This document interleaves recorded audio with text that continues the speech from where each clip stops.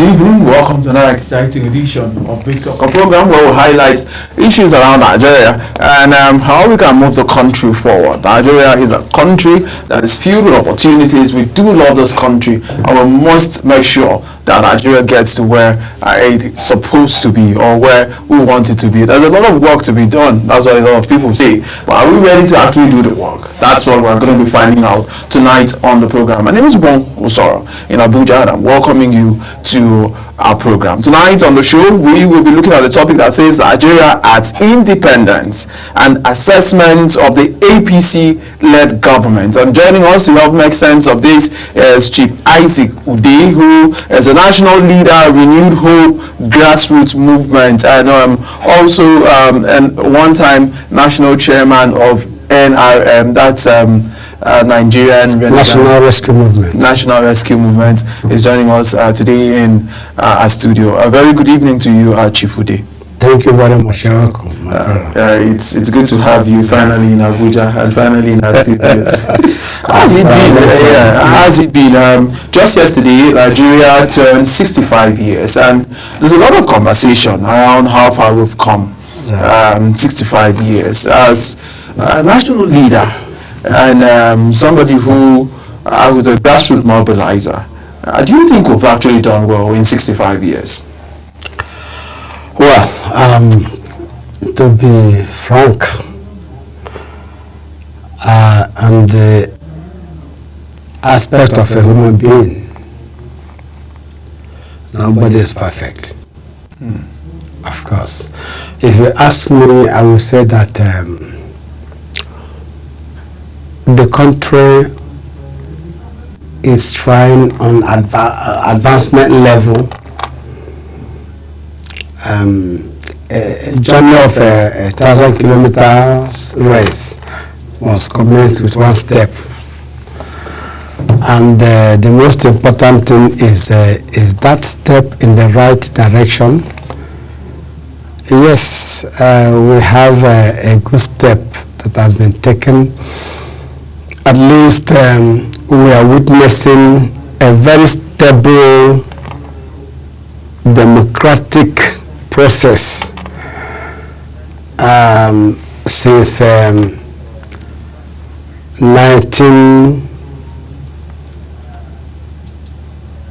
1998, we have a stable civilian regime.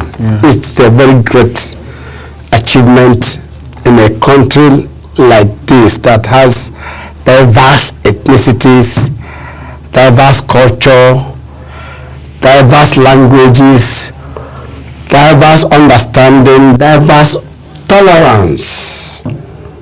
People with different cultural background, ethnicity background, religious background, and we are still one, united country. I think that is an achievement. That's the number one achievement. All right, so as we look at Nigeria at independence, there's been a lot of talk about where we're supposed to be tonight as a country and how we've not really been able to maybe fulfill our potential at this point. But I'd like to ask, concerning the regions, you come from the southeast region of the country, and there's a lot of talk about marginalization. There's a lot of talks about the country not being fair, as to how some regions are not being fair. I'd like that you talk to me about that. Do you think that, in all fairness, Nigeria has been fair to Nigerians? Well, if you ask me in the area of fairness, I will tell you yes. And if you ask me why, I will give you reasons. Go ahead. Because in federal character principle, there is equity. One, every state has 3 senatorial districts. No one is more than the other. The same policy, the same law that produce a governor of a particular state is the same policy, the same law, the same process that produce a governor of another state, no matter the tribe. And when we come to sharing formula for, they call it disbursement, maybe disbursement. They disburse this fund to the state governors according to the laid down guidelines, probably based on population, contribution, and what have you. So the most important thing is the one given to a particular state. What have that fund been used to achieve for the people? All right, so this question I'd like to ask you, as a leader from the Southeast and somebody who a lot of people look up to from that region, do you think the Southeast have been treated fairly in Nigeria the last 65 years? Well, if I will come to that area, you can see that is why everyone from that end is talking of marginalization. And as the Southeast talking about marginalization, every other state, even no state that is not even talking about that same thing. If you come to South, they also saying the same thing. The Jaws are saying the same thing. Even the Yorubas are talking the same thing. In the North, they are saying this. Part of them are saying the same thing. Everybody is a Oliver Twist. And when you come to marginalization is a general language in Nigeria, not only in the Southeast. We pray every day, and God gives you what you want. Are you not still praying? Am I communicating? Today we are living. You saw the end of month of September. Month of September saw the end of May. Today you are alive. You are still asking God upon all God are doing for you. You are still asking. It is a general thing to everybody. Everybody is feeling marginalized because nobody has it exactly as he or she wants it. If that is possible, Abiola would have been the president of Nigeria. So he felt also he wasn't allowed to do that. Today, somebody like Dangote is still looking for money. As rich as he is. America as a country that is rich is still looking for money. So everybody, that language of marginalization is a general language. It's not only credited to Southeast. So if Southeast is saying they are marginalized, it's a language for somebody who needs to be treated more than he is expected to be treated. But the most important thing is whatever that is given to you as a particular zone. We have 5 state governors. These 5 state governors, they receive federal and they receive allocation from the federal government. We have local government allocation. This is enough to handle anything that has to do with that marginalization, if we will tell ourselves the truth. Because you know how much you are contributing to each state in that aspect of revenue allocation. Through the money is excess money you commit into petroleum products you consume, either through generator, either by a car or by even the work you are doing now. You consume fuel to do it. You know how much it was? 172. And today it is 800, 900. So you know how much we are contributing on daily basis by the increment. Right. So where is that money being channeled to? We see that the federal allocation to the state has increased. Yeah.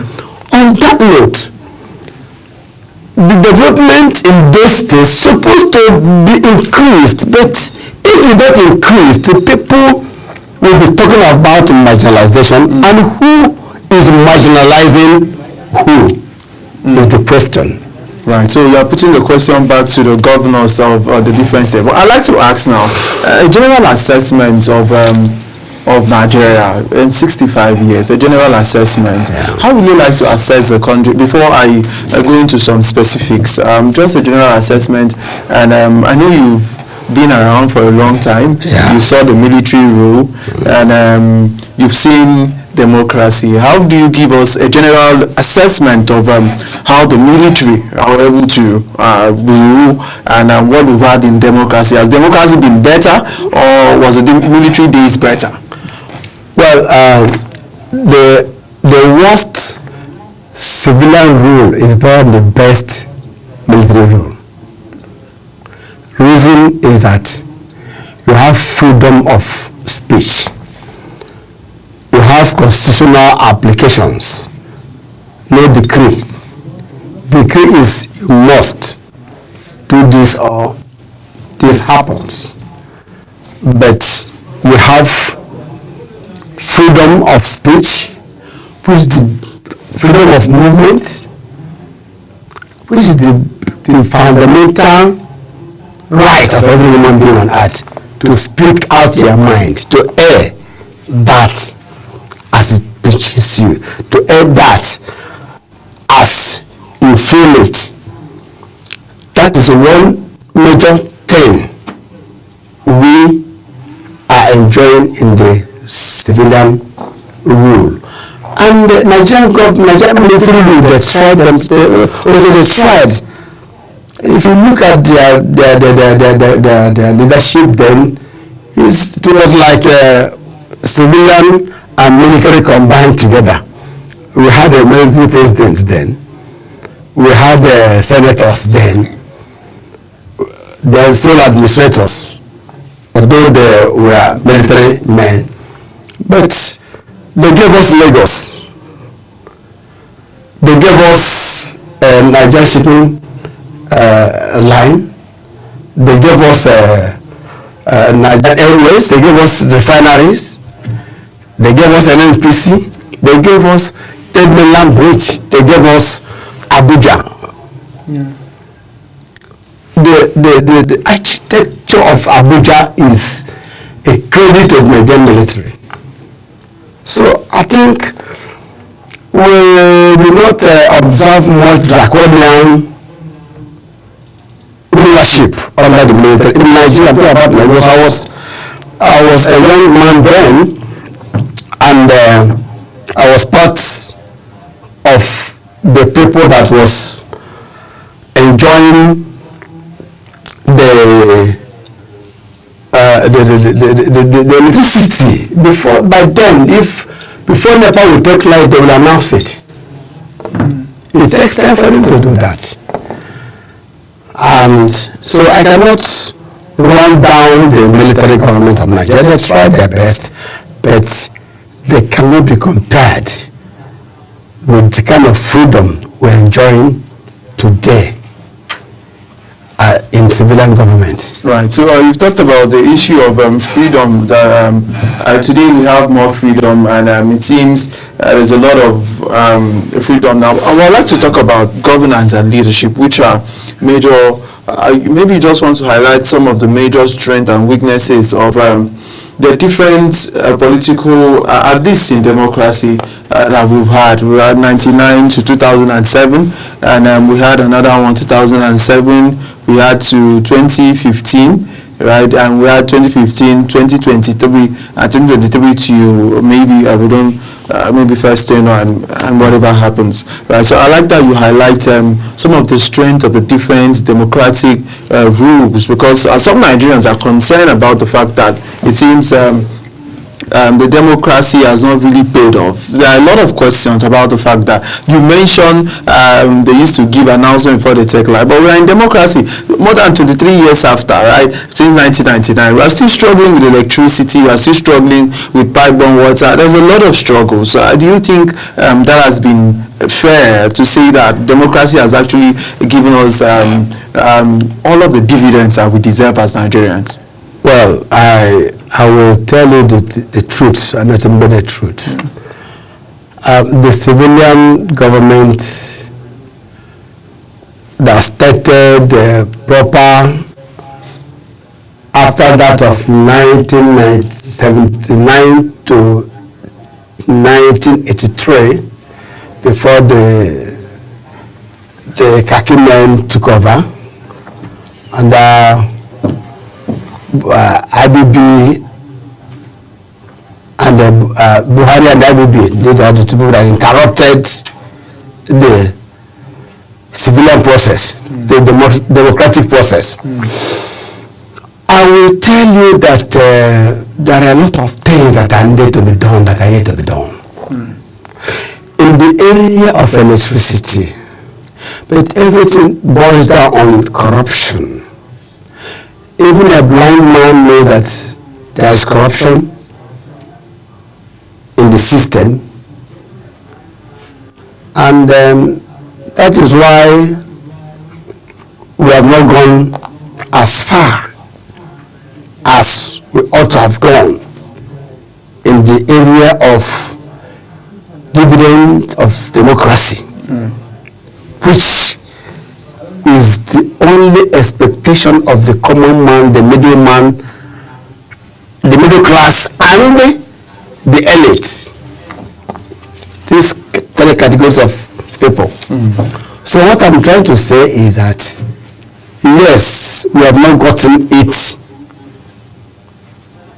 better. And that doesn't mean that every regime that has been on board did not do their best. There's only one thing you cannot give anybody, and that's what you don't have. The former president that took over 1999, Olusegun Obasanjo, Chief Olusegun Obasanjo, a very lucky Nigerian. Yes, I call him a lucky Nigerian. He knows why I call him a lucky Nigerian. And then he did his best. I will tell you, I'm from the East. Before you get from Lagos to Asaba, it was one track road.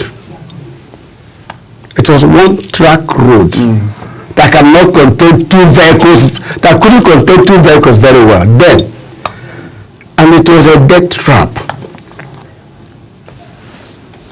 He realized it all the way from Ondo State, down to Ondo, from Ondo to Edo State, down to Delta, down to Anambra State, down to Imo State, and black carriageway, nylon tarred, and it lasted. The problem of this country is maintenance culture. We don't give out road contracts just for construction alone.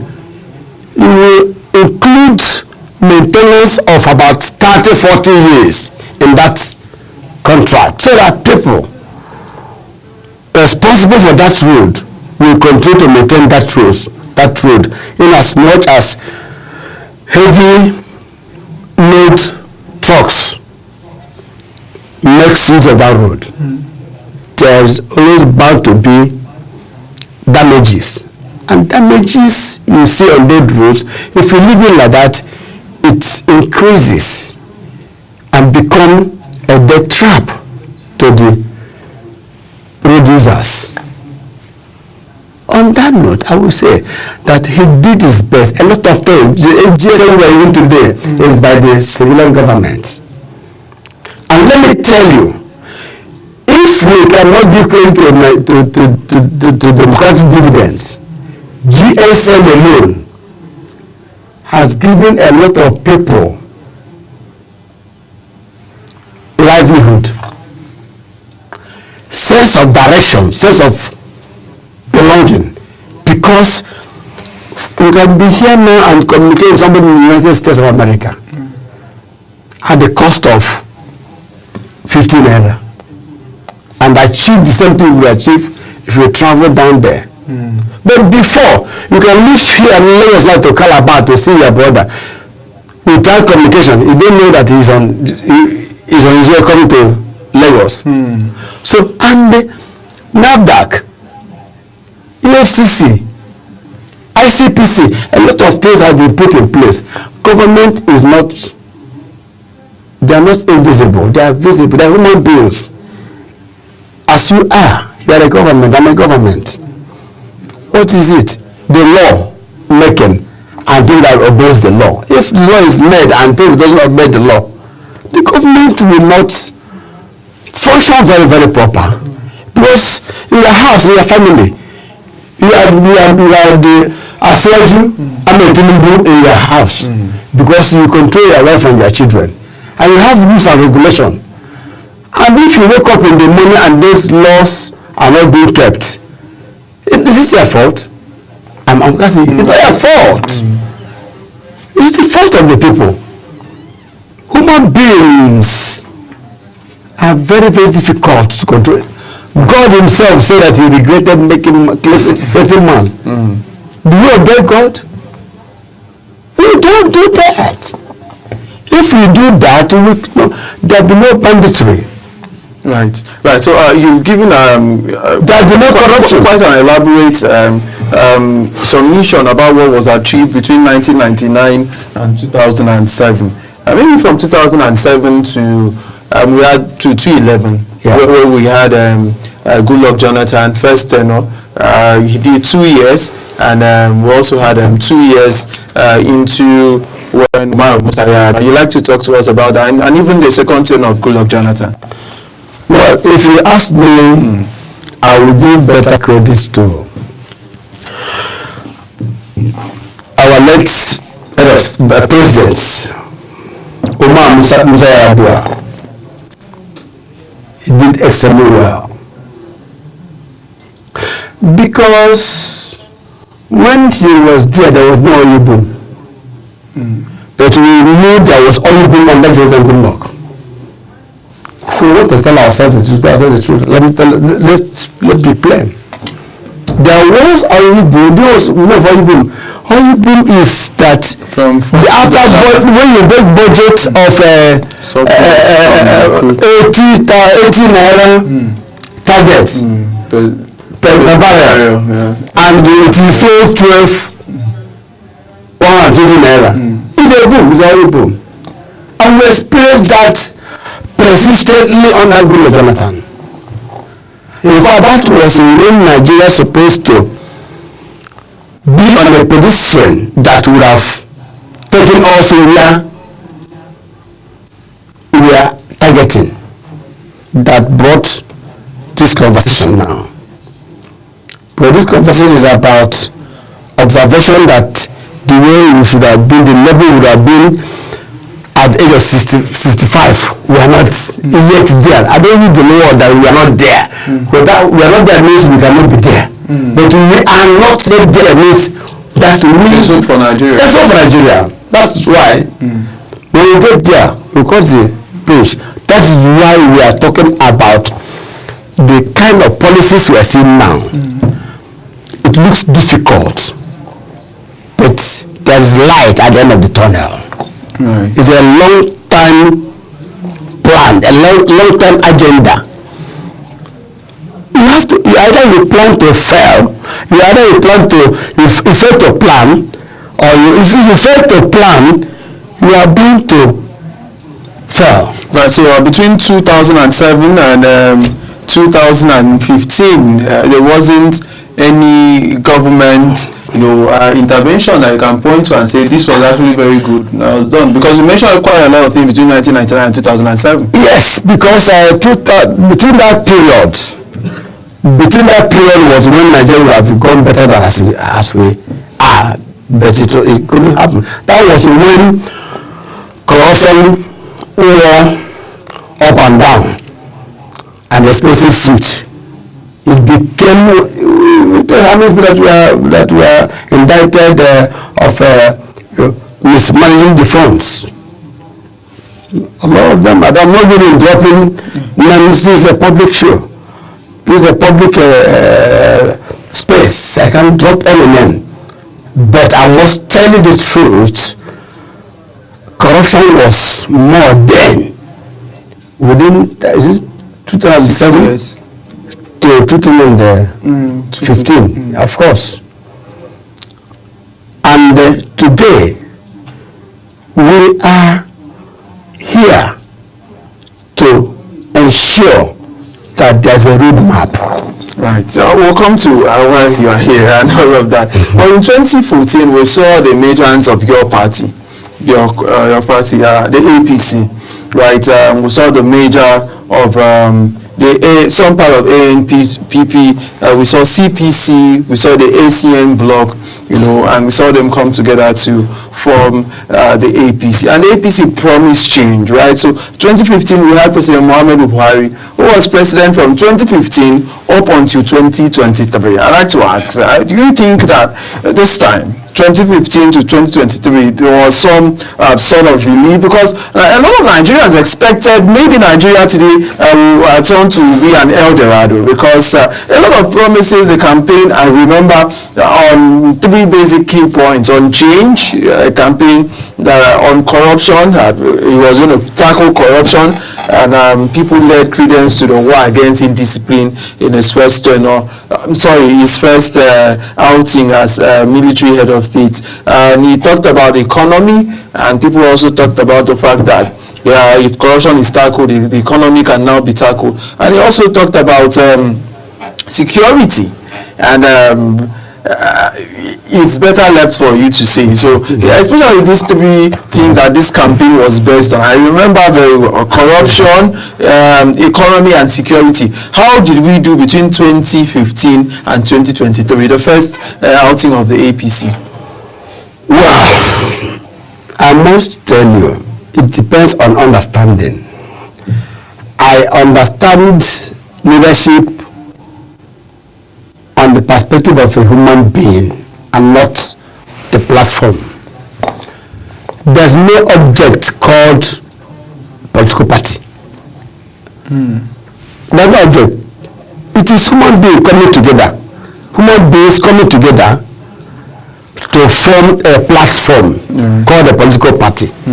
What matters is the person at the helm of affairs. Buhari was at the helm of affairs.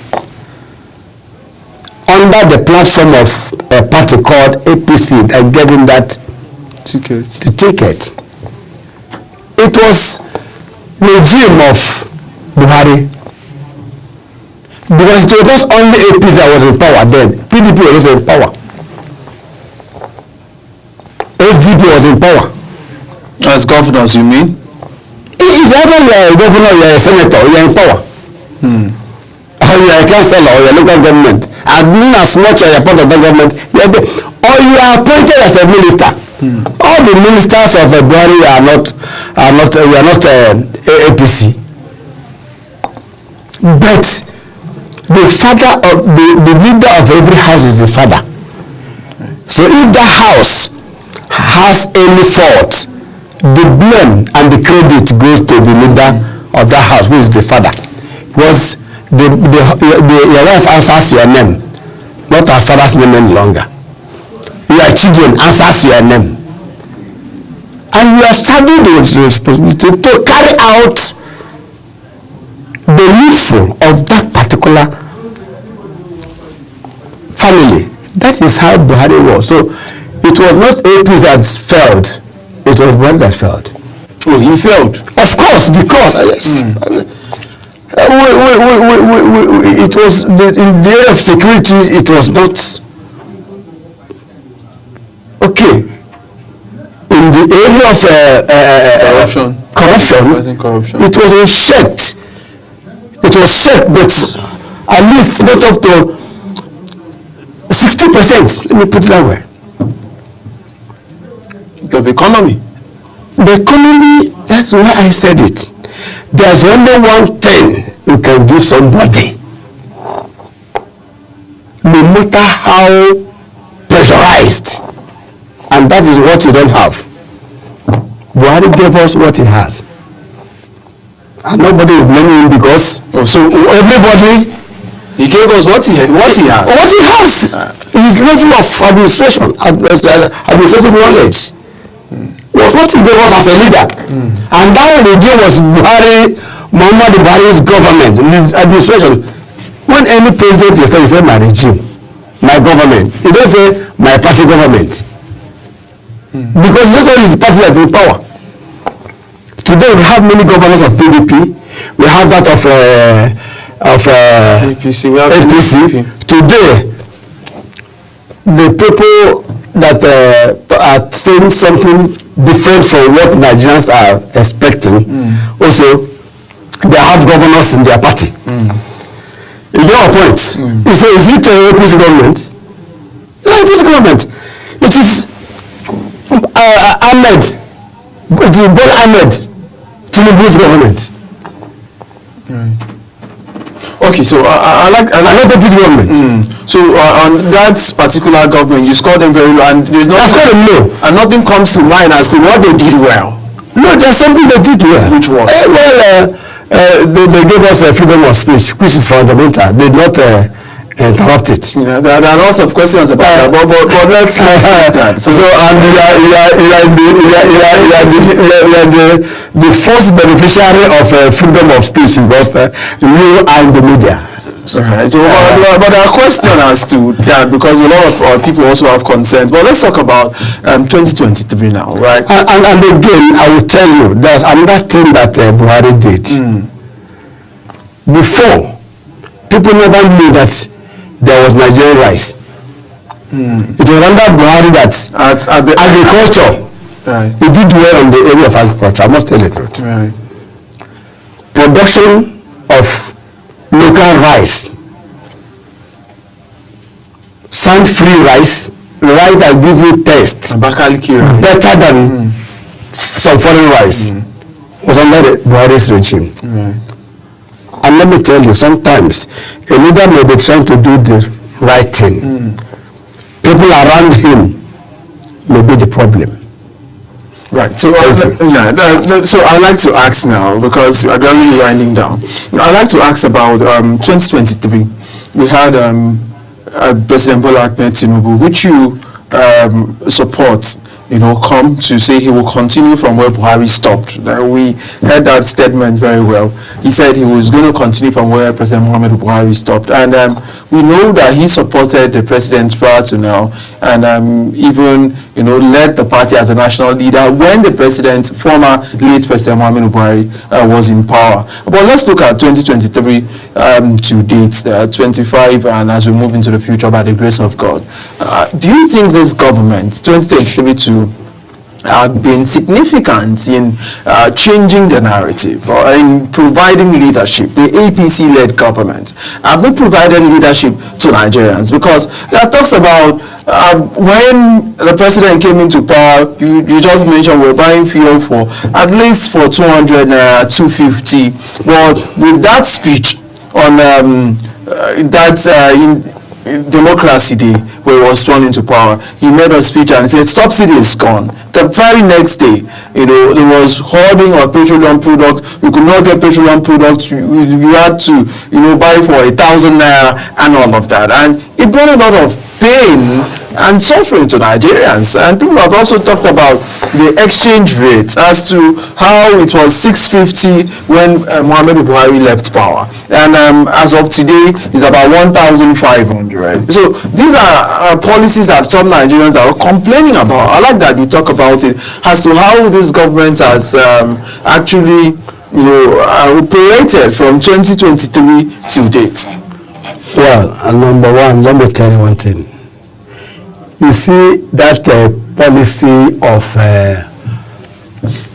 Mr. President,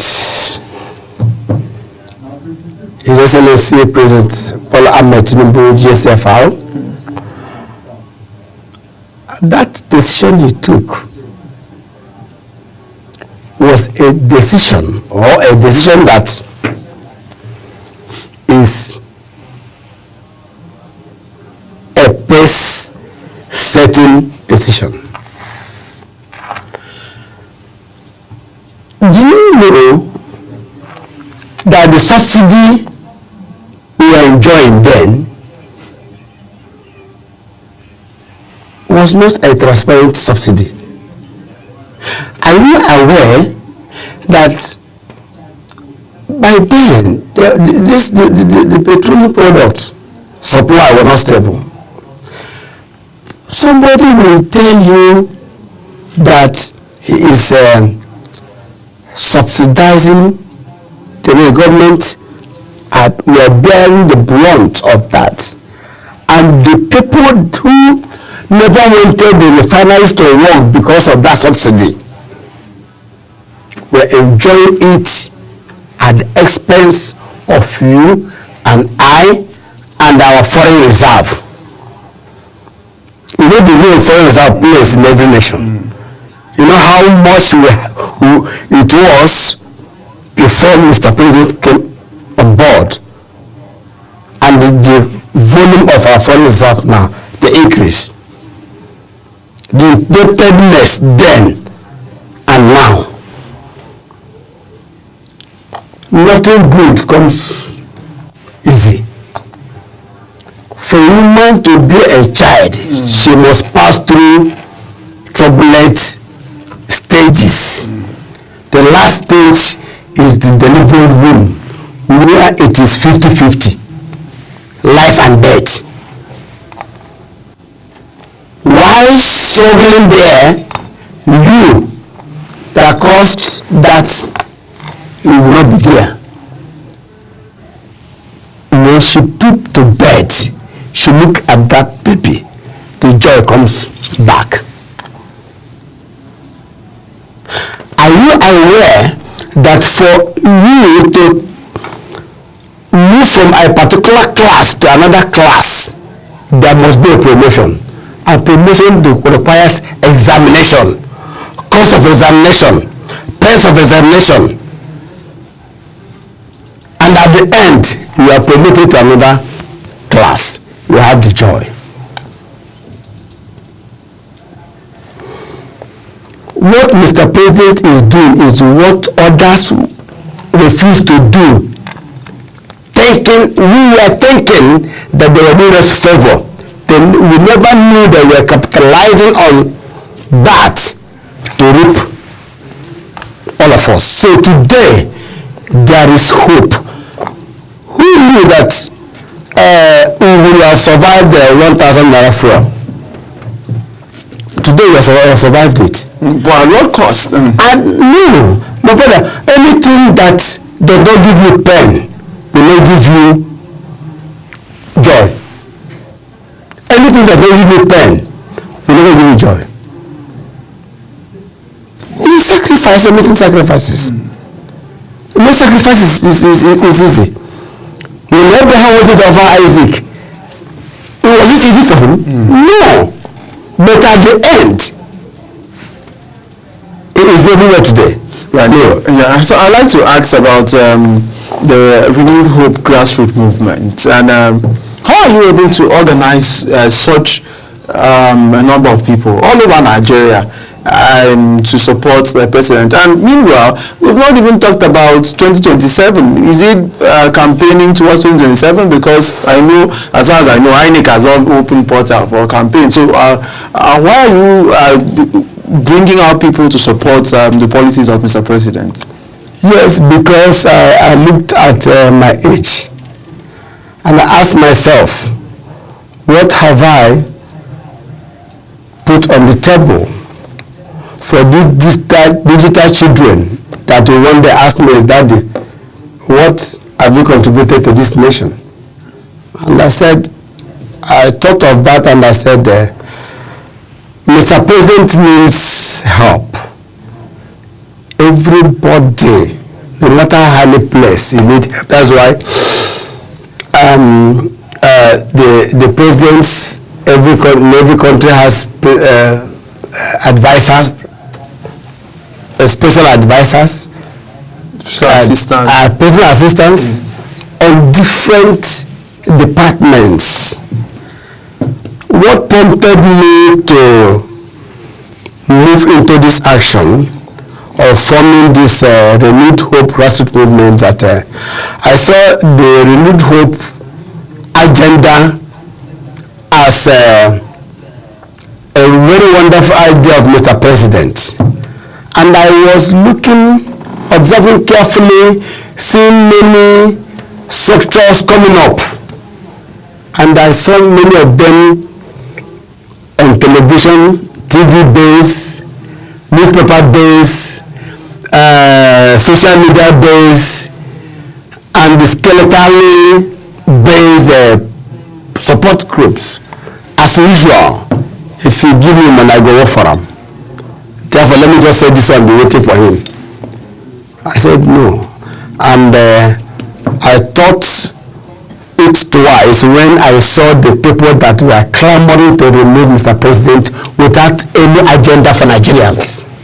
Now, the only agenda referring to Peter Obi. Yes, of course, and the so-called coalition. All of them. If you look at their lists on television, in anywhere they go to, their only interest is to remove Tinubu. The only agenda they have for Nigerians is we don't want it to control. For what purpose? I will tell you that if you go to the communities of those people that are agitating for removal of Mr. President, their borehole, their pure water company is what some of their communities are using. They don't have, their community have no borehole. There's no good road network. They have nothing. We have I'm a village man. I'm from the grassroots. I'm a mobilizer. I belong to the grassroots. We know them. They are Abuja politicians. We are in the grassroots. And then we decided to go to the catchment areas and then bring all those people that are victims of their past governments. Most of these people have forgotten so early that they were in power, and everybody knows their antecedents. Everybody knows their achievements. Right, but somebody like Peter, they said he did very well as governor of Anambra State. That's governor of Anambra State, not president of Nigeria. That is as governor. We are talking of ruling a country. Do you know how many people that Tinubu made governors outside Yoruba land? Do you know how many people he made senators, he supported to be senators outside the Yoruba land? Do you know how many people he gave opportunities to contribute their quota, their idea in government, without minding the ethnic background, the background of such persons? This is, if you are a leader, you must be a maker of law. You must make people. It is not people you make that are your structure. Right. So we are gradually running out of time, but I'd like to ask the last question for tonight.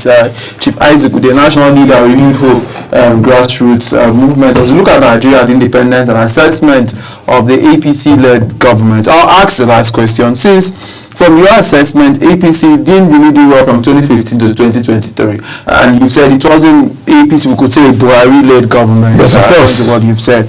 So why should we trust the APC going forward if they failed? So I remember a politician say, you say I didn't do well. If I fail, repeat me, let me repeat the class. But we don't want to repeat failure. So if the APC didn't do well at that time, what presupposes that they will now do well 2023 going into the future? That's the last question. Well, we are seeing them doing well.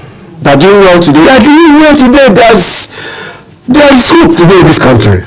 The policies of the government are the policies that a bold leader that means well for his people will take, no matter how you feel it, but at the end of it, there's light, there'll be light at the end of the tunnel. That is the most important thing. Take a bold decision. Okay, if I have 20 million now, and I'm sharing it to everybody, I'm sharing it, people will be happy with me. But a wise man will not share that way, because you will invest it in farming or whatever. And you know at the time of planting is always a famine period. There's always hunger. But when you start to harvest it, it becomes double. Everybody becomes happy. The food will be everywhere.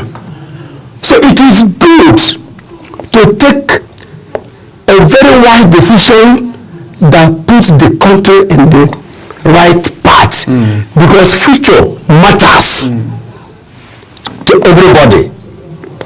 We have seen our yesterday, we have seen our today, but that tomorrow, how prepared are you? That is what Mr. President is trying to give Nigerians a better future, not a present lavishing present, rather economical present terms which parents and joy comes together, and then the tomorrow will be a better country. Man is trying to give us a restructuring agenda that this country requires. Right. And you can only restructure what is unstructured, what is not in the proper place. As the chieftain of the APC, in 30 seconds now, are you scared that with the coalition have becoming Peter Obi, who has 6 million, El-Rufai, very popular, pragmatic, Atiku Abubakar, who can bring maybe 8 million votes to the table, that if they go together and work in hand, Tambuwal, Amechi, and all these people, that the APC-led government will be taken out of power in 2027. Who will give them that 8 million votes? Nigerians. Well, we are those Nigerians. The military movement, that's why we are on board. We have dismantled those their catchment areas. It's not possible. Oh. I will be in this studio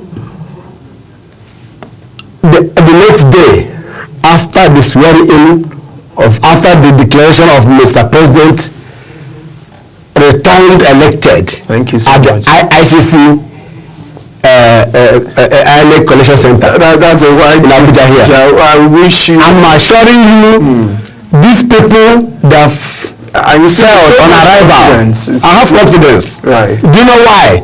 The hand of God is in the new grassroots movement, and we are in every nook and cranny. We know where they have their votes. Right. And we have taken all those places, and we're taking more. Right. And that's why we have target of minimum of 3.8 million votes and maximum of 5.3 million votes for Mr. President. And I'm sure we are not. I thought we don't have time again. We have to go. There are many questions. I will have asked you the vote for former President Muhammadu Buhari, who will inherit it, but maybe that's a conversation for another day. No problem. Thank you so much, Chief Isaac Ude. Ambassador Isaac Ude. Ambassador. We have to have the chief. Well, you can see it here.